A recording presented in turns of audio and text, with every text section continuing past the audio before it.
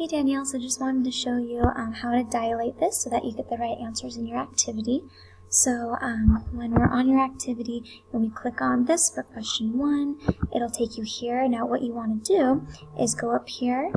This is kind of your transformation tool, and you'll go to dilate from point.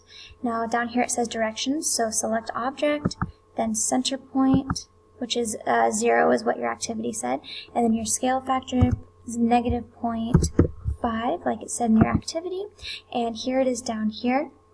And so this gives you, side A here was 3, and then we have 2.5, 1.25, 1.5. These are all the amounts that you already put right here, which is great. Now the new lengths are down here. So the one that was 3 is now 1.5, the one that's 2.5 is now 1.25, and so on. So these numbers here, your new numbers, are what go in here. And then what you'll do is you'll divide this number divided by that one, and you'll put your answer right here. So hopefully that makes a little bit more sense.